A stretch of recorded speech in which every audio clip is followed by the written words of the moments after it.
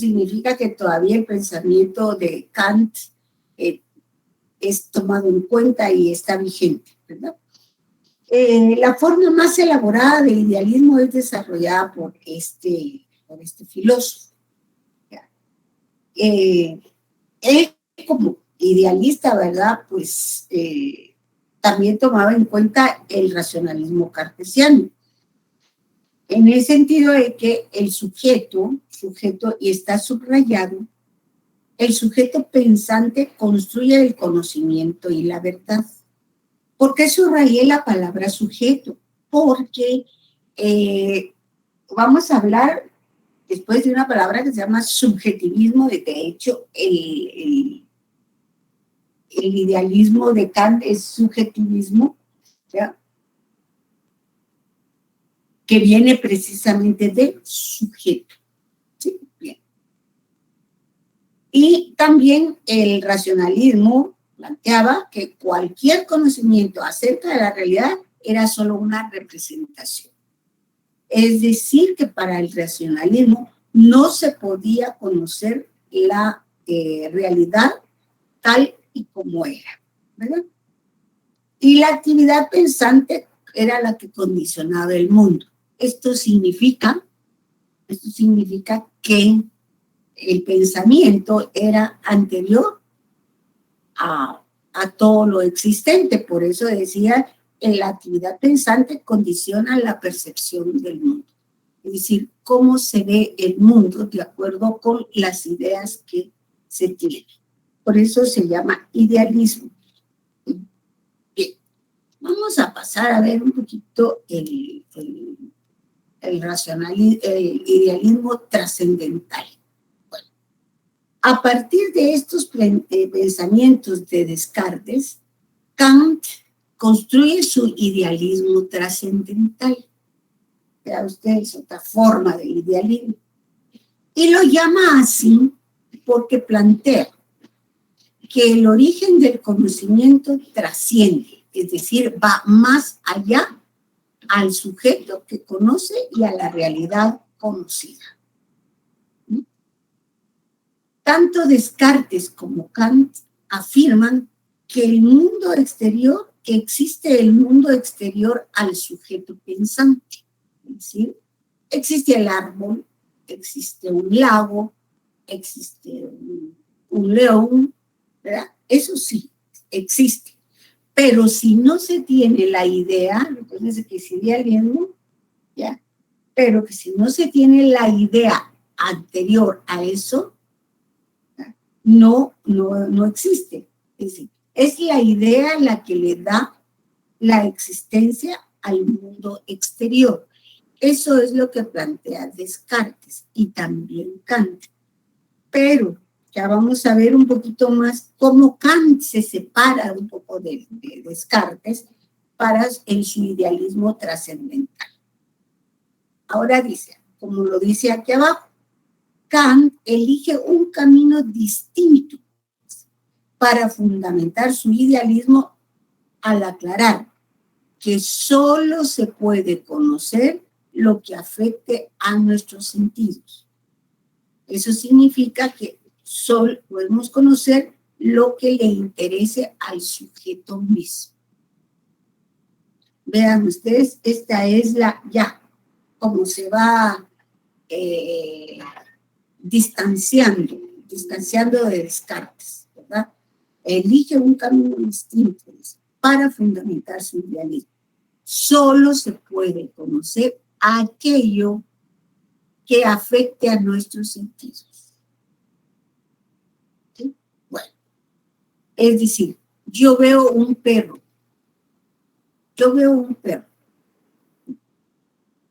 Como esta imagen del perro está llegando a mí a través de los sentidos y lo afecta, entonces yo puedo conocer que es un perro. O podría ser un gato, o podría ser un venado, lo que ustedes quieran. Licenciada, perdone, fíjese que creo que unos compañeros están intentando entrar. Ahora que me esperen un momentito, por favor, ¿sí? Porque es que si okay, no, Ok, licenciada. Ya ahorita los voy a dejar porque les di 10 minutos para que entraran. Bueno, por otra parte, Kant manifiesta que no se puede conocer los objetos externos en sí mismos, sino solo a partir de los datos o fenómenos que nos aportan los sentidos. Permítame, voy a dejar entrar a estos jóvenes porque...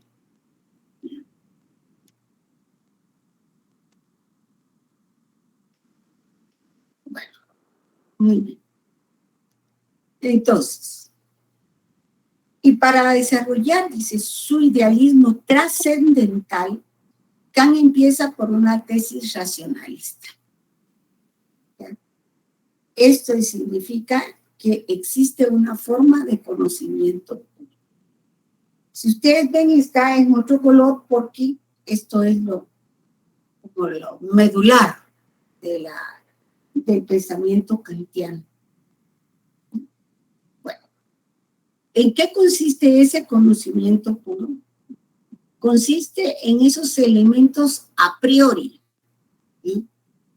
Esto significa que no se obtienen por experiencia o por medio de los sentidos y que siempre están presentes en todo conocimiento particular.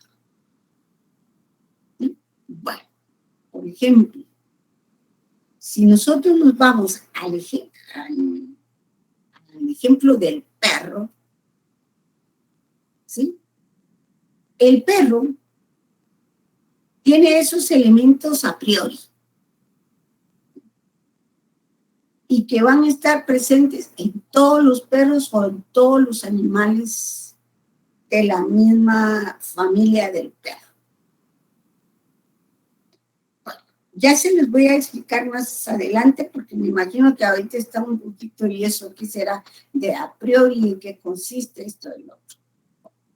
Entonces, dice Kant que en el conocimiento puro existen estos elementos a priori que no se obtienen por experiencia ni por medio de los sentidos y que siempre están presentes en todo conocimiento particular. ¿Sí? Estos no se pueden evidenciar porque están como un telón de fondo en la base del conocimiento mismo. Y les explico porque me imagino que ahorita tienen que estar hablando la licenciada. Bueno, ¿en qué consisten estos elementos a priori? Son aquellos elementos que están dentro de cualquier conocimiento que nosotros queramos. Bueno, entonces, en la próxima diapositiva, Kant explica cómo surgen determinadas categorías. Pero, supóngase, vemos al perro. Bueno, el perro tiene una causa, ¿sí o no? En primer lugar, el perro tiene una esencia, ¿sí o no? ¿Tiene esencia el perro? Licenciado, sí. Se refiere a que el perro, aparte de ser un animal, es como una compañía para el ser humano, me imagino. Pero esa no es la esencia del perro propiamente. El perro, así como, ¿cuál es nuestra esencia? ¿Cuál es la esencia del perro? ¿Ah? La mente. No, a ver. El alma. No, a ver. La vida. La razón. Somos los únicos seres racionales. ¿Podemos ver la razón? ¿Podemos ver la razón? No. Ni siquiera podemos decir, yo toqué la razón y sé que es suave. No podemos ver eso. Pero todos sabemos que tenemos una razón. Y esa es nuestra esencia. Es decir, la esencia está en el interior de cada pues, cada objeto o cada ser. Bueno, hay una causa y por supuesto hay un efecto. Por lo regular nosotros vemos los efectos o sentimos los efectos, pero no sabemos las causas. ¿Ya?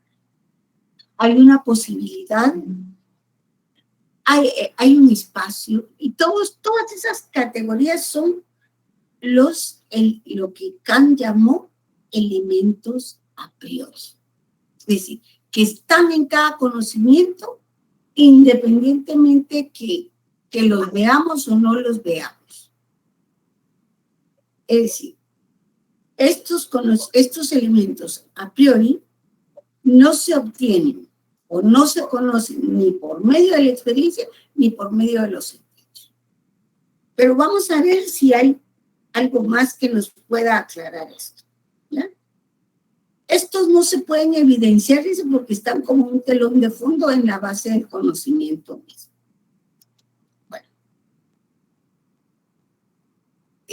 Kant pensaba que los sentidos aportan datos aislados y que en sí mismo no significan nada. ¿Sí? Sin embargo, ciertas condiciones racionales previas e inherentes a todos los seres humanos permiten darle sentido a dichos datos. Y a estos elementos los llamó conocimientos puros porque no tienen un referente en la realidad. Solo son la forma o el molde al que se acoplan las percepciones para convertirse en conceptos enteros. Todavía es un poquito profunda el pensamiento de Kant, pero aquí lo vamos a ver un poquito hoy. Ya. Nos vamos a pasar a ver aquí. A partir de esos elementos a priori, Kant explica ciertas categorías que nos permiten conocer las cosas. Bueno, la A categoría espacio. Es necesario conocer su ubicación. B categoría tiempo. Su origen y su evolución. Sustancia. Su constitución material. Causa-efecto. Saber su origen y evolución imposibles. Relación. Objetos con los que se relacionan y posibilidad que puede esperarse de lo que es en la actualidad. ¿Ya? Bueno, estas categorías, también hay otras categorías que nosotros vamos a ver en la lección 13 que se llaman categorías dialécticas, que es lo que Kant le llama elementos a priori.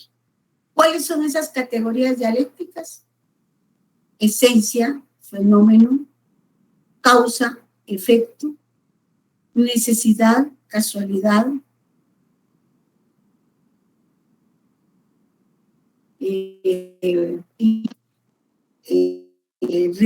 realidad, posibilidad, contenido, forma, aquí sería un poquito la sustancia, y lo universal y lo particular.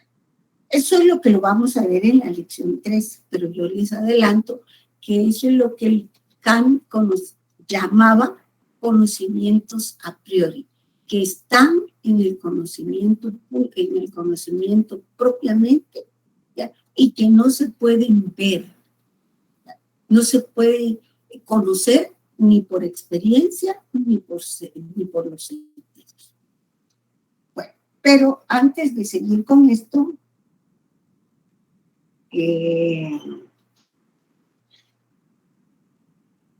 vamos a ver esto.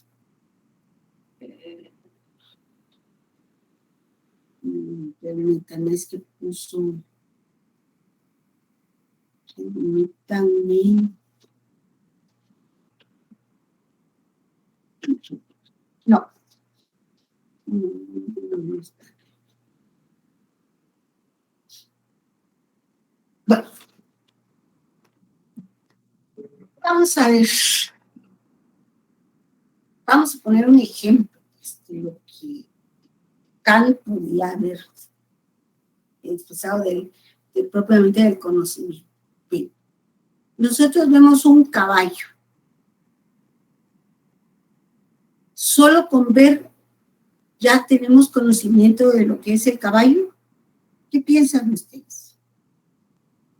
Solo con ver al caballo ya tenemos conocimiento de lo que es el caballo.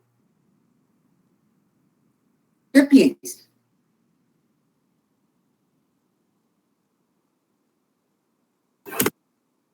Yo diría que No le- sí. A ver, va a contestar primero. Yo, licenciada, A ver, Daniel. pues para mí no sería un conocimiento así completo, porque con solo la vista uno solo tiene un conocimiento visual de las cosas, ¿verdad? Ajá, exacto. Entonces, para conocer una cosa a la perfección, se necesita observar y analizar bien la forma en que se comporta ese animal, ¿verdad? Entonces, con la vista no es posible conocer algo exactamente como se lo dice. Uh-huh. Muy bien. El Génesis, usted levantó la mano. Sí, licenciada, como dijo el compañero, yo no creo que lleguemos a comprender a totalidad lo que es el caballo en sí, ¿verdad? O sea, solo vamos a poder ver que es un ser vivo, que se mueve y demás, pero en sí, digamos, conocer todo a totalidad, pues no, porque estamos en contacto y ni tenemos todos los elementos. Por ejemplo, usted no se ha puesto a pensar cuál es la causa, que todo tiene una causa y todo tiene un efecto, ¿verdad? ¿Cuál es la causa del caballo? Según las categorías que están presentadas acá, ¿verdad? La causa y efecto consiste en saber su origen y evolución. ¿Cuál es el origen del caballo?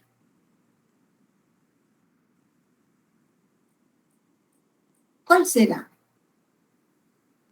¿El caballo siempre fue así como lo es ahora? ¿Qué piensan ustedes? A ver, ahorita les estoy lanzando preguntitas. Licenciada, yo creo que esa pregunta tiene que ver con la categoría B, que es tiempo, su origen y evolución. Ajá.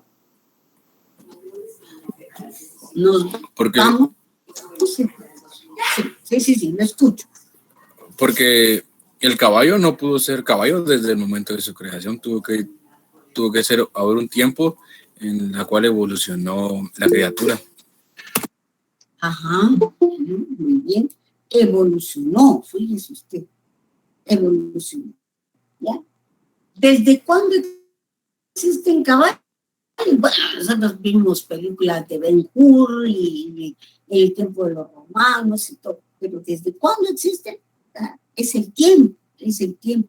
Y esa es una categoría que ni la experiencia ni los sentidos nos lo dan. ¿Ya? Sabemos que hay un tiempo, así como el ser humano. Nosotros ahora nos vemos y nos vemos bonitos, nos vemos feos, nos vemos gordos, nos vemos delgados. Pero el ser humano siempre fue como nosotros somos. Ahora.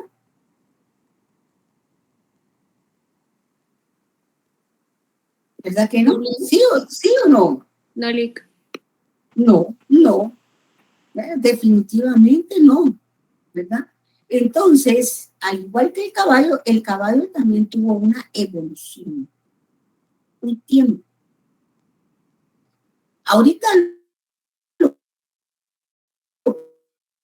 conocemos, sabemos nosotros desde hace cuántos siglos existe un caballo, o de hace cuántos siglos existe el ser humano. ¿Ya?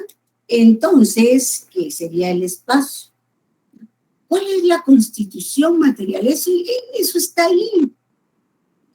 Eso nadie nos aunque nosotros lo sepamos o no, allí está la constitución, tanto del caballo como del ser humano, o de un león o de un perro, que sea. Bueno, su causa y efecto, saber su origen y la evolución posible, la que casi es lo mismo que el tiempo. ¿Ya? Su relación, ¿con quién se relaciona? ¿Con qué otros seres u objetos se relaciona el caballo? Con otros de su misma especie. Y la posibilidad, que es lo que se puede esperar de lo que es en la actualidad. Entonces, todas estas categorías, por supuesto, son más profundas, ¿verdad? Y les digo, ahorita yo les puse la idea de un caballo, pero de algo más más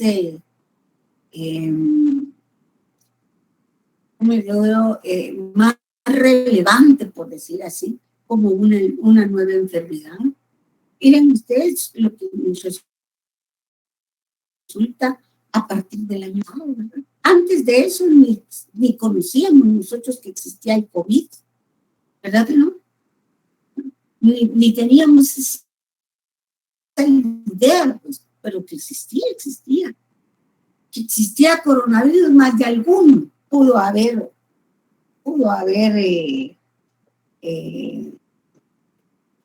conocido, ¿verdad?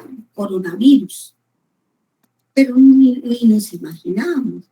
Entonces es ahí cuando los científicos, según el idealismo, y es que tiene, esto sí es, ha trascendido, por eso se llama idealismo trascendental, ¿verdad? Ha trascendido el que los investigadores, los estudiosos, tienen que ubicarse en todas estas categorías y las otras categorías que yo les voy a indicar. ¿No? Bueno, entonces a esto Kant le llama idealismo trascendental. ¿Sí? Bueno, y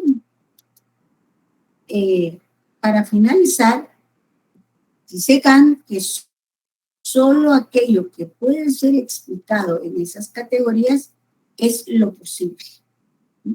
Fuera de ello, cualquier cosa queda fuera de los límites del conocimiento. Y Kant llamó naturaleza a lo que queda dentro de lo posible y planteó que solo podemos conocer la naturaleza. Esto sería el idealismo trascendental de Kant.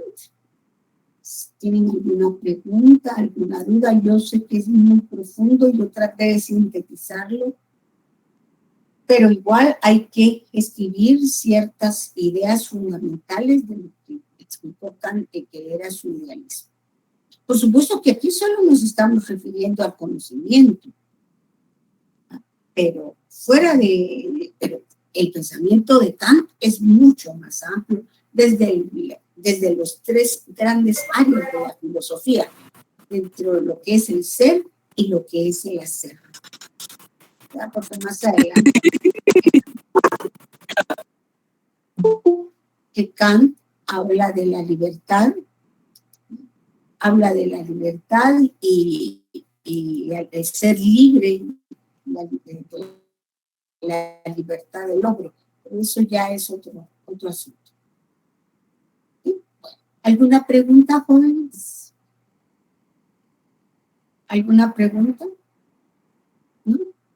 El próximo miércoles vamos a ver un poquito las actividades de esta lección 2 para ver si ustedes han leído. Les encargo, por favor, lean desde ya, porque si no después les va a ir mal en el examen. ¿Ya? Se los estoy anticipando 2 semanas antes del examen. ¿Preguntas, jóvenes? ¿Preguntas? Bueno. Para terminar con el idealismo, vamos a ver algunos rasgos básicos del mismo, como que dice, para cerrar esta corriente filosófica llamada idealismo. Mario Bunge critica este postulado idealista, pues aclara que la admisión de que ideamos y de que podemos entender la realidad solo en términos de nuestras propias ideas no es un rasgo de idealismo, sino de sentido común. Ya, el sentido común es aquel que nosotros utilizamos en nuestra vida, ¿verdad? Por ejemplo, yo sé que hoy va a haber manifestación en una calle donde yo paso. ¿Qué es lo que debo hacer? Irme por otra calle donde pueda encontrar más libre el acceso. Ese es el sentido. En cambio, sigue afirmando Bunge, sí es un principio básico del idealismo de desconfiar de nuestras ideas, o más específicamente, desconfiar de que nuestras ideas son solo un reflejo fiel de una supuesta realidad externa. Eso sí es básico del idealismo. Recuerden ustedes que ya Descartes nos hablaba de la duda metódica. ¿Sí? Hay que dudar de todo lo que existe, inclusive de nuestra propia existencia. Y es que al dudar se pone, como quien dice, entre un paréntesis, ese conocimiento, ¿verdad? Para poder seguir avanzando, porque si no dudáramos, nos quedaríamos. Y recuerdo que una de las características que les he dicho yo, de que el conocimiento es perfectible. Esto significa, jóvenes, que el conocimiento puede mejorar. No es perfecto porque si no, no avanzaría. Es perfectible. Un conocimiento que ahora tiene vigencia puede ser que dentro de 20 años ya haya sido modificado por distintas causas. Eso no sé si tienen alguna Ferrater Mora.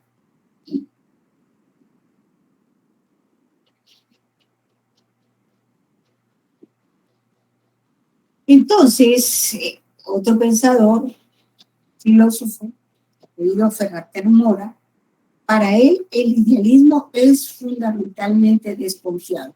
Aquí está coincidiendo con Mario Bunge y esencialmente cauteloso. Lo que estábamos hablando. Y de acuerdo con lo afirmado por Ferrater Mora, se puede hablar de dos dimensiones del idealismo, la nociológica y la ontológica. Pero eso, bueno, eso es, solo estamos hablando ahorita de idealismo, ya después vamos a hablar de materialismo. En su sentido nociológico,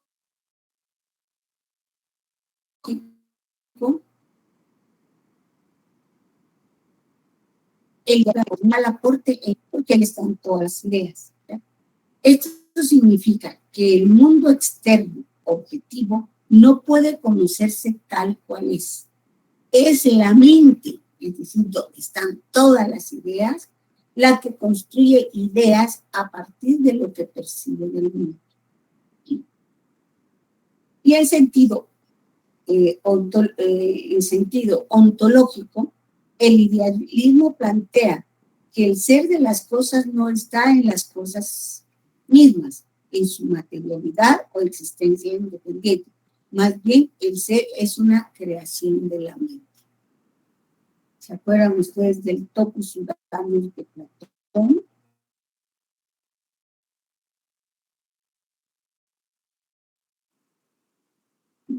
Decía que todavía había estado todas las ideas, ¿verdad? Y que en cuanto veía algo, pues ya lo reconocía porque en su mente existía, por ejemplo, la idea del árbol, la idea del perro, la idea de una casa, de un volcán, etc. ¿Alguna pregunta? Porque con eso terminamos el idealismo.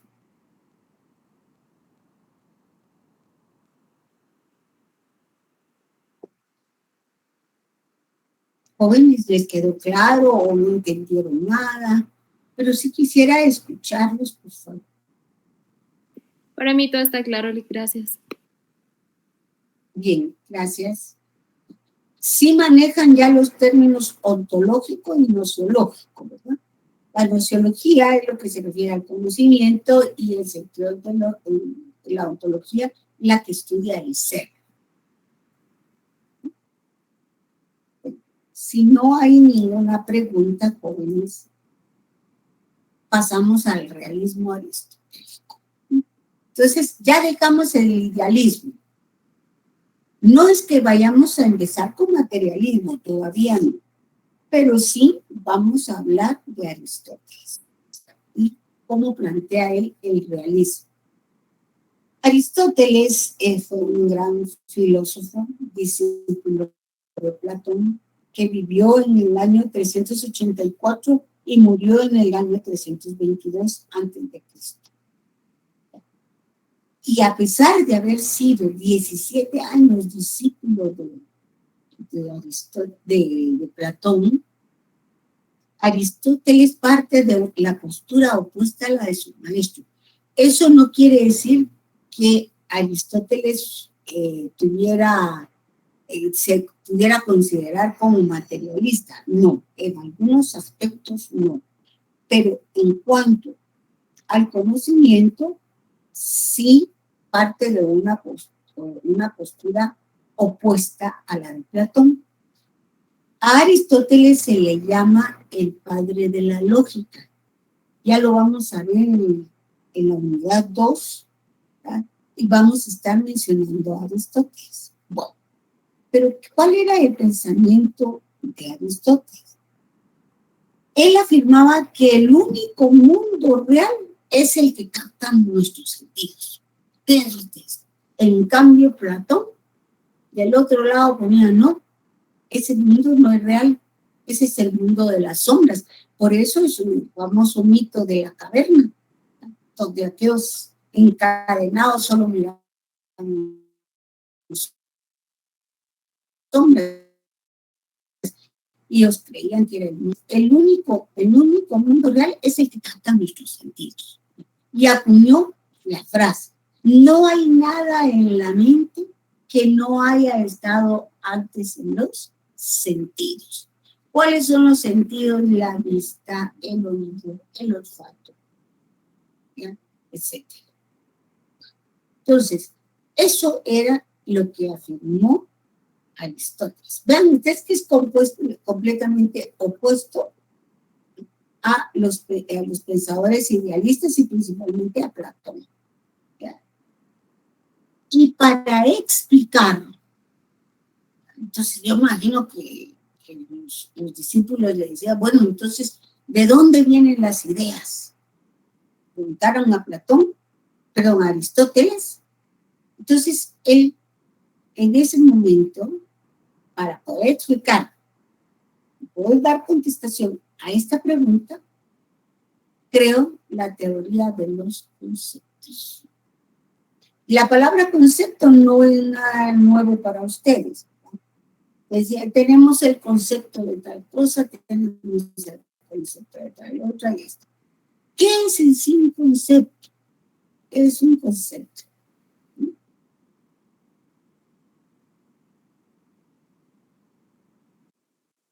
Bueno, ya lo vamos a ver en lógica.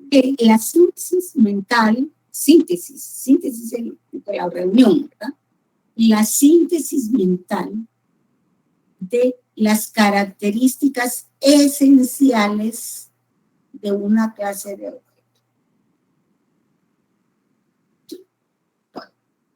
A todo lo que cada cosa es en sí mismo lo llamó objeto, pero lo llamó sustancia.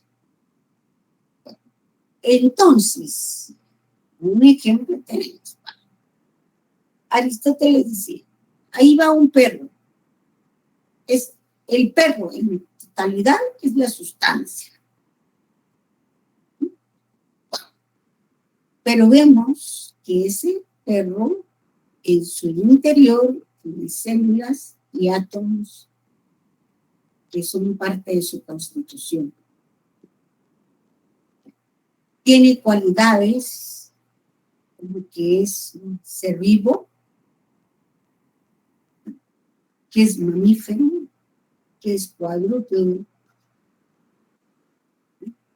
que que pertenece a la familia de los cánidos y que es doméstico. Todas esas son cualidades del perro que lo hace. Entonces, por lo tanto, esa es la esencia del perro. Pero hasta acá me podrían ustedes decir, hasta antes de doméstico, hasta antes de la familia, ustedes me podrían decir, licenciada, pero esas son las características de un gato también. Sí, de un león, de un tigre. ¿Ya?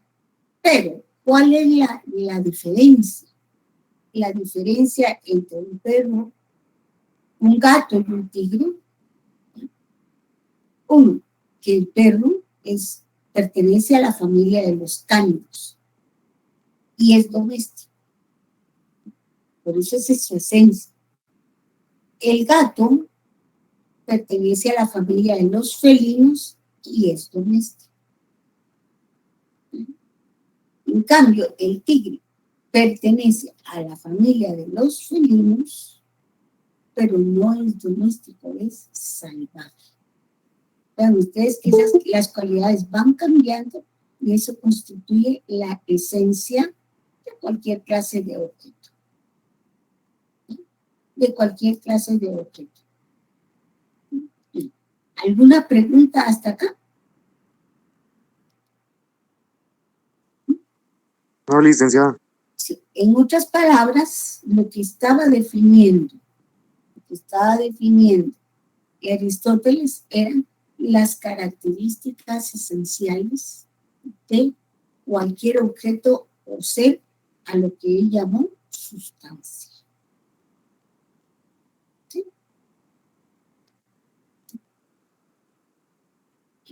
Seguimos con el realismo aristotélico.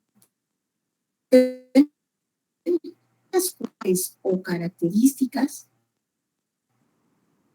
se pueden o pueden ser accidentales. ¿Cuál sería una cara accidental del perro?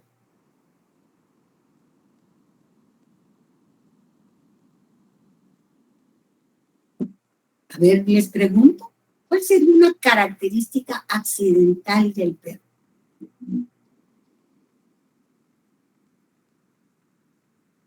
Jóvenes. No, A ver. entiendo su pregunta, licenciada. ¿Cómo está? ¿Que se le tira a las personas o que muerde a las personas? ¿Que ladra? Que nace sin cola. ¿Ah? ¿Perdón? ¿Perdón? ¿Antonio qué dijo? Que nace sin cola, Alex. Ay, los perros nacen sin cola. Sí, yo tenía uno Algunos que sí. nació sin cola. Pero otros tienen cola. Que tengan cola. Miren, pues, las características accidentales son aquellas que estén o no estén, no deja de ser perro. ¿Ser grandes o pequeños, licenciada? Ah, eso sí. ¿Ya? ¿El color de su pelo? El color de su pelo, sí, muy bien. Ajá. ¿Sí? Si son peludos o no lo son. Las razas. La raza. ¿Que ladre o que no ladre? Pues también podría ser una característica. Hay perros que no ladran. ¿No? Hay perros que no se les da la gana ladrar, pero no por eso dejan de ser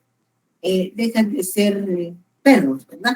Entonces, las características esenciales son aquellas que no pueden faltar, de acuerdo con Aristóteles. Son aquellas que no pueden faltar. El perro no puede dejar de ser mamífero, no puede dejar de ser cuadrúpedo, no puede dejar de ser vivo, no puede dejar de pertenecer a la familia de los cánidos, así como los gatos a los felinos, ¿ya? Y doméstico, porque si no fuera doméstico, podría ser coyote, lobo. Pues son las características esenciales, son las que no pueden faltar. La esencia es lo que hace que un perro, que una cosa sea lo que es y no otra cosa. ¿Ya? A eso Aristóteles le llamó concepto. le llamó al conjunto de todas las características esenciales. Bueno, no sé si hay alguna pregunta. Bueno, esas cualidades o características pueden ser esenciales o accidentales. Por ejemplo, la idea de perro se convierte en un concepto cuando por medio de la razón eliminamos rasgos accidentales, ¿ya? Y tomamos solo los esenciales. Que si es negro o es blanco o es café o es pintadito, lo que fue, eso no hace que sea perro. Es una característica accidental. Entonces, eso es lo que decía Aristóteles. Por eso decía, los conceptos, ¿no?, son el equivalente a las ideas de Platón. No existen en la realidad. ¿Cuál es la definición de concepto? Síntesis mental, porque solo está en nuestra mente, ¿ya?, de las características esenciales de una clase de objeto. Son creaciones humanas que sirven para ordenar el mundo y darle sentido. Por eso es que los seres humanos nos valemos de los sentidos para conocer el mundo. A esto se le llama realismo aristotélico. No sé si hasta aquí tienen alguna pregunta. Fíjense que no es materialismo, pero él sí le da una importancia a los sentidos, ¿ya? En cambio, Platón, Descartes, Kant un poco, pero Descartes y Platón decían no, los sentidos nos pueden engañar. En cambio, Aristóteles dice no. Los seres humanos nos valemos de los sentidos para conocer el mundo. ¿No? ¿Alguna pregunta, jóvenes? Por favor. Bueno.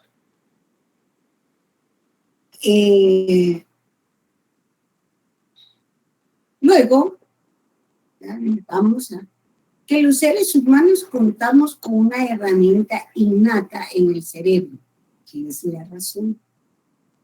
Esa es nuestra esencia, la que nos diferencia del resto de los animales. Ustedes no sé si han observado algún mono, algún chimpancé. Si ustedes ven al chimpancé, a veces ustedes sienten que va a hablar. El chimpancé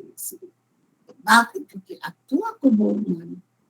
De hecho, el mono tiene un aparato fónico muy parecido al nuestro. Lo que pasa es que no está desarrollado. Y recuérdense que el ser humano desde un principio no habló, solo emitió sonidos. Y esos sonidos poco a poco los fue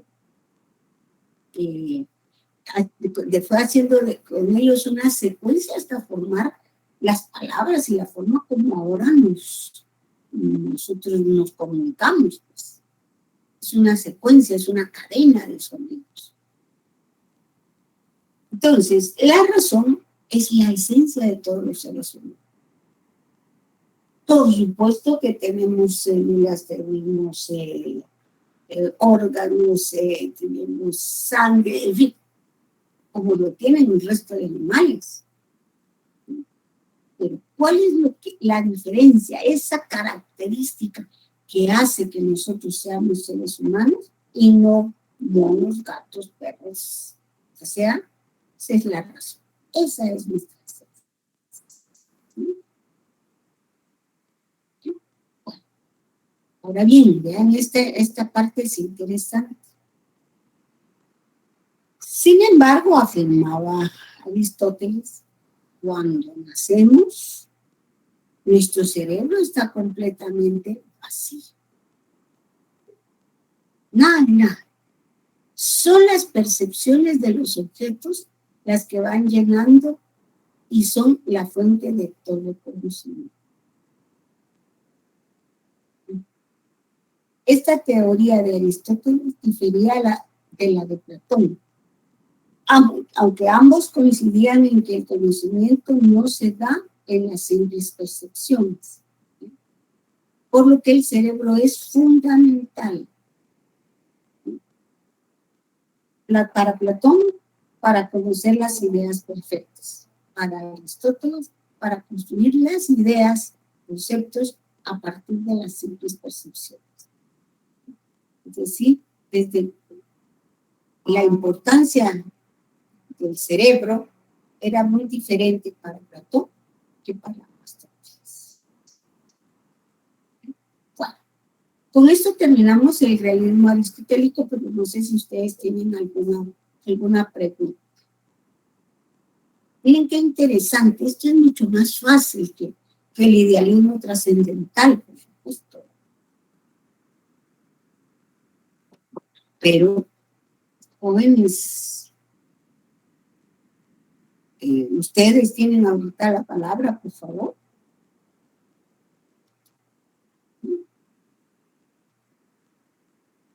Preguntas. Jacqueline, ¿le quedó claro?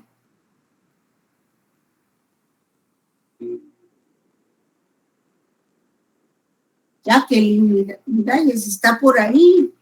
¿Ya que Andrés? Sí, licenciado. Sí. Ajá. ¿Le quedó claro? ¿No tiene alguna pregunta? ¿No, Lic? ¿No? ¿Ve la diferencia entre Platón y Aristóteles? Sí. No muy convencida. No muy sí, convencida. Lo que pasa es que no, eso de la historia de Aristóteles y el cerebro es fundamental, eso sí, no me quedó muy claro esas dos partes. Bueno, ambos coincidían, por eso les pregunto, pero no que yo les pregunto, ustedes tienen que formular sus preguntas, ¿ya? Mire, él, para Aristóteles, él afirmaba que los seres humanos contamos con una herramienta innata en el cerebro que es la razón. Bueno, pero cuando se trata de comparar la importancia del cerebro, que es fundamental, vemos que para Platón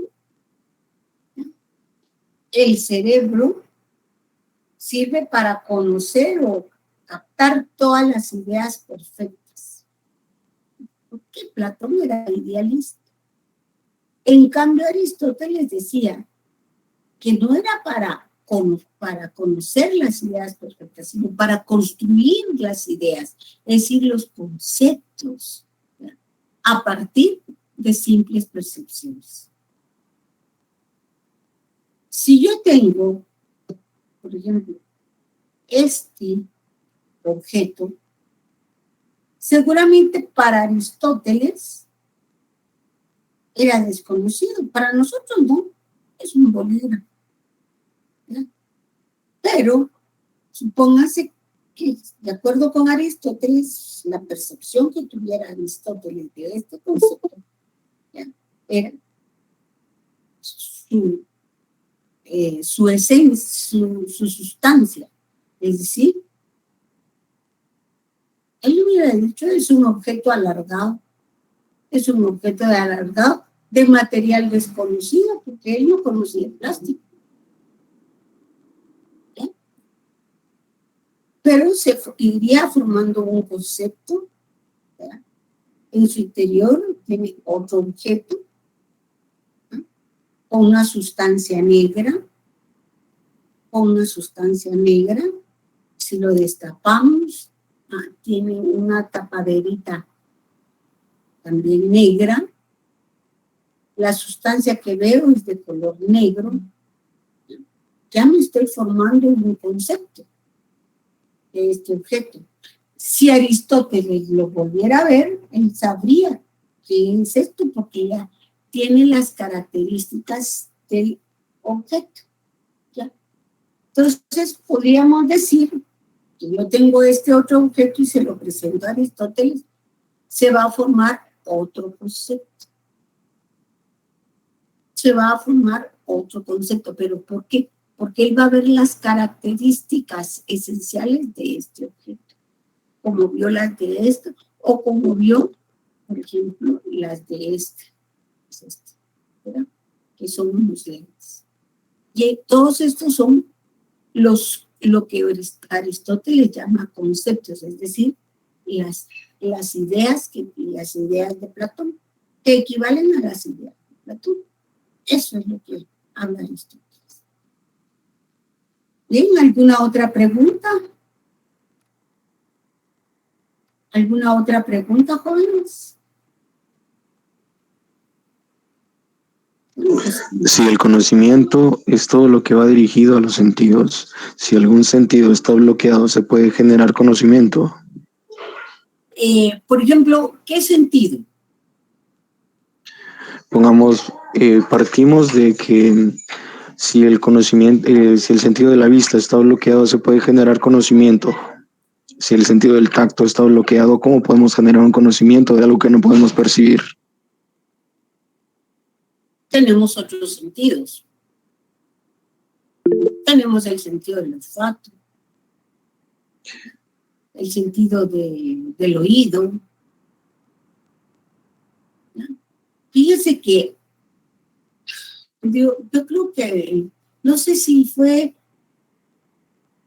a principios del siglo XX, voy a investigar, pero bien la ubicación,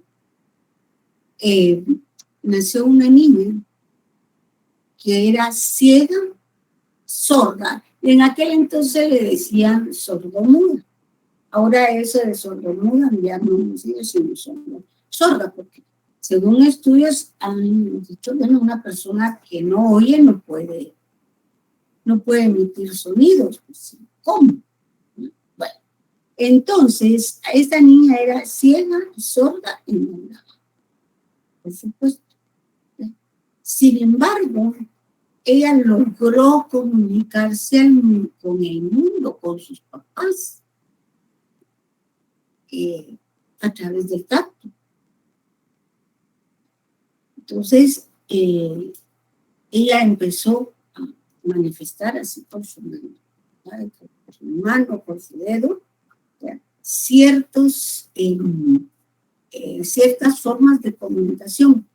Ella se llama Helen Keller, por si alguno quiere investigar, ¿sí? Y logró llegar a tener conocimiento, porque sin ningún sentido lo tuviera tipo, estaría muerta. No estaría muerta. No vamos a hablar de casos extremos de personas que nacen con algún problema, que han tenido problemas al nacer y no se puede. Pues, eso no es lo normal. Lo normal es nosotros. Aún vean ustedes, los niños con síndrome de Down logran aprender, logran adquirir conocimientos.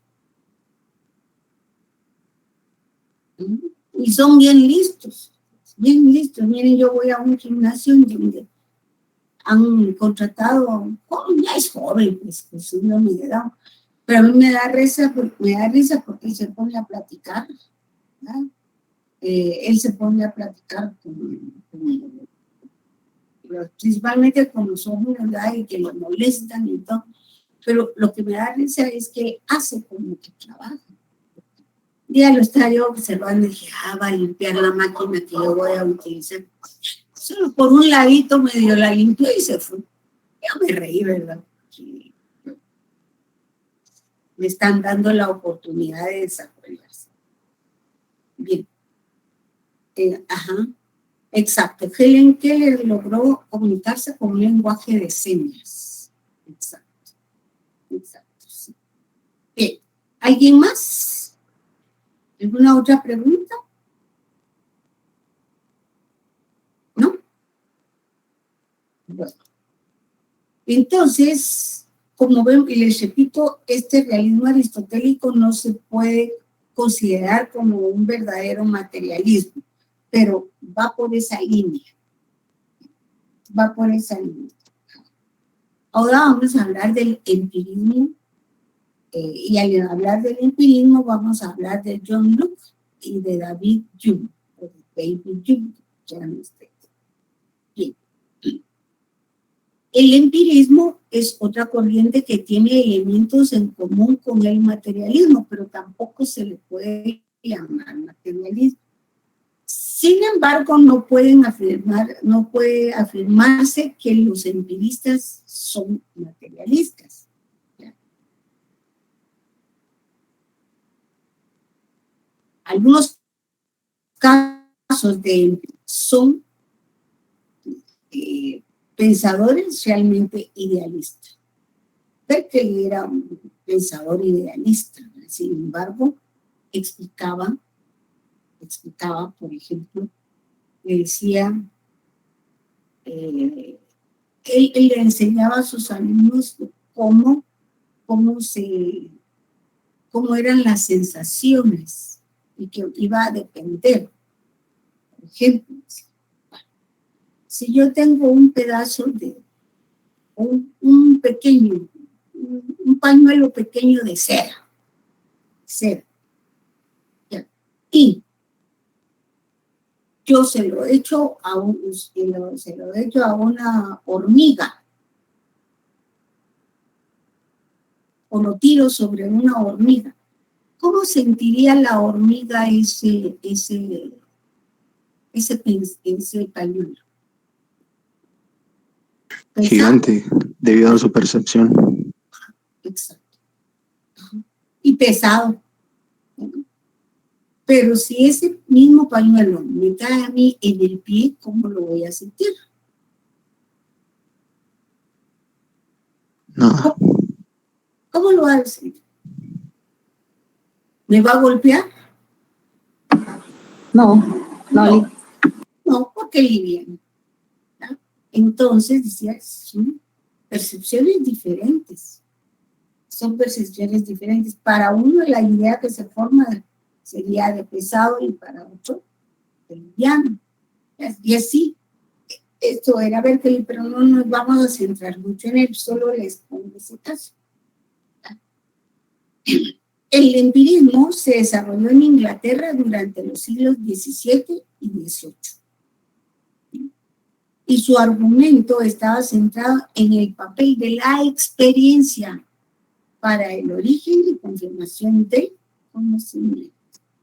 De la experiencia para el origen y conformación del conocimiento. Bueno. Y respecto al empirismo, vamos a hablar de dos pensadores, John Locke y David Hume. John Locke nació en 1632 y murió en 1704. En el siglo XVII y principios del XVIII, pensaba que las ideas son reflejo de lo que se capta por medio de los sentidos. Al nacer, nuestro pensamiento es como un pizarrón en blanco, pero eso ya lo decía Aristóteles. Eso que, con otras palabras, cuando nacemos, nuestro cerebro está vacío. John Locke afirma que al nacer, nuestro pensamiento es como un pizarrón en blanco. Las experiencias son las que van llenando ese pizarrón. Se va escribiendo de acuerdo con la experiencia, a partir de lo que se percibe por medio de los sentidos, surgen ideas simples. ¿Qué sería una idea simple? Por ejemplo, yo toco yo miro una manzana.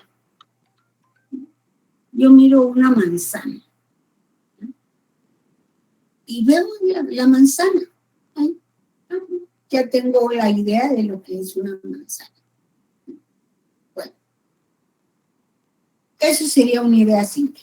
Y seguimos. Afirmaba que el cerebro no es pasivo, es decir, no se va a quedar solo con la idea de manzana, por lo que relaciona, analiza y organiza las ideas simples y así surgen las que él nombra como ideas de reflexión. Con una manzana, por ejemplo, si yo la cocino, o puedo hacer un dulce de manzana, puedo hacer un pie de manzana, esa ya es la relación de la manzana con otros ingredientes. Ya no es solo la manzana, ¿sí? Un jugo de manzana, etc. Entonces a eso se le llama ideas de reflexión. Pero recuerden ustedes que el cerebro, ya lo digo, no es pasivo, sigue evolucionando, ¿no? Por lo que estas ideas de reflexión pueden seguir el camino de la abstracción para formar ideas totalmente alejadas de las simples, pero originadas en estas. Tenemos, por ejemplo,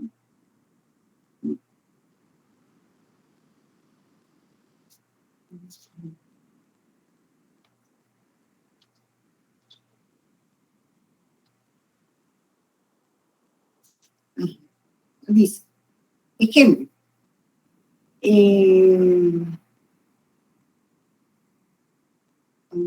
de las ideas simples. Dice, así surgen las que él nombra como ideas de reflexión. Al juntar percepciones, formamos conceptos como manzana, pera, etc. Las ideas de reflexión pueden seguir el camino de la abstracción para formar ideas totalmente alejadas de las simples, pero siempre originadas con estas. ¿Ya? Bueno, entonces, supónganse, cuando yo junto ideas de reflexión, como les repito, yo puedo formar otras ideas, o puedo decir, por ejemplo, un té de manzana, con jengibre. Ya es una idea más, es una idea que ya pasó las ideas de reflexión, ¿verdad? Pero que se originó, por ejemplo, en una manzana. No sé si tienen alguna pregunta. Y así es como se va llenando ese pizarrón cuando lo hacemos, pero cuando lo está en blanco. Licenciada, disculpe, otro ejemplo, si tengo error, me hace favor de corregirme. En ideas simples podría ser más o menos como usted dijo, como manzanilla, y en ideas de reflexión sería como té de manzanilla, así. ¿Sería un ejemplo? Sí. Como ir más allá, ¿verdad? Sí. Ah, muy bien. Gracias, licenciada. Sí, porque ya está apuntando como no solo la manzanilla, sino la está volviendo té, ¿ya? Es decir, el té tiene no solo la manzanilla, sino también es el agua. Ah, muy bien. Exacto. Muy gracias, licenciada. Muy bien. Bueno, si no tienen ninguna duda, regresamos. Bien. Por otro lado, David Hume, que está siguiendo la línea del empirismo, ¿no? Este pensador nació en 1711, ya había muerto Locke, y muere en 1776. Bien. Este pensador sostenía que una idea es válida solo si se origina y puede ser reducida a una impresión o percepción concreta. Cualquier idea, por compleja que sea, aspira a ser verdadera solo si, al someterla a un análisis consecutivamente, nos conduce a una experiencia, una percepción. En síntesis, de acuerdo con Jung, todo conocimiento deriva de la experiencia sensible. Por eso es empirismo. Todo conocimiento deriva de la experiencia sensible. Esta es la única fuente de conocimiento y sin ella no se lograría saber algo. Según Jung, todo conocimiento procede de la experiencia, sea de la experiencia externa, que es la que proviene de los sentidos. Bueno, esta es la idea. Pensaría que esto debería ir resaltadito, otro color, para que veamos, aquí se sintetiza el pensamiento de Jung. Todo conocimiento deriva de la experiencia sensible, experiencia, lo que sentimos. Esa es la única fuente de conocimiento y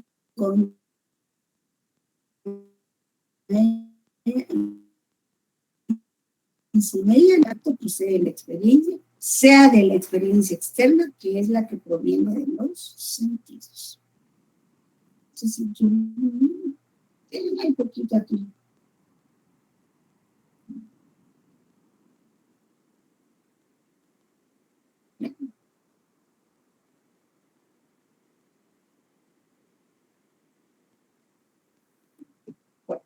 Dice, con el empirismo quizás se profundiza más en la necesidad de construir conocimientos científicos con base en la experiencia. Más allá de las elucubraciones racionales, los empiristas llaman a fijarse en la realidad externa y a salir de la del solipsismo al que estaba condenado el racionalismo extremo. No es casual que el desarrollo del empirismo filosófico va de la mano con el florecimiento de las ciencias naturales, botánica, medicina, etc. Una pregunta acá. Ya tenemos lecturas. Idealismo de Platón, racionalismo cartesiano y hiperrealismo trascendental. Por favor, apague su micrófono.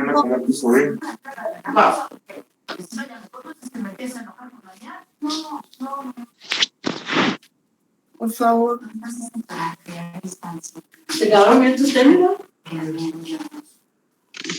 Compañero David Nig tiene encendido su micrófono.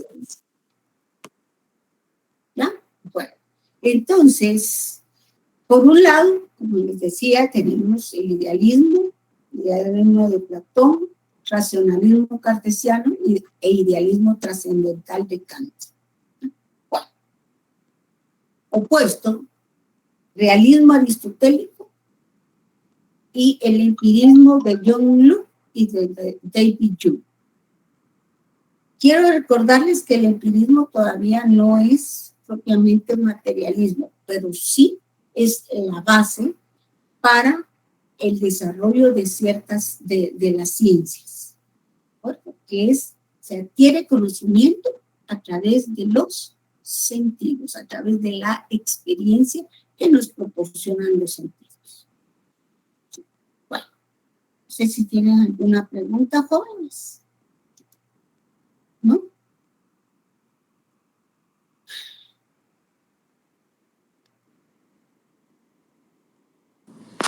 No, Lick, para mí está bastante claro. Gracias. Entonces, si no tienen ninguna pregunta, como yo no dice nada, son las 7:10, pues nos despedimos aquí, ¿verdad? Y nos vemos el próximo viernes, que empezamos con vamos a culminar con el materialismo dialéctico. ¿Sí? Entonces, no me queda más que desearles una feliz noche. Feliz noche. Igualmente. Feliz noche, licenciada. Gracias, licenciada. Feliz noche, licenciada. Feliz noche, licenciada. Que Feliz noche, licenciada. Que descanse, licenciada. Feliz noche. Feliz noche, licenciada. Yo se dice un feliz noche y a Cira.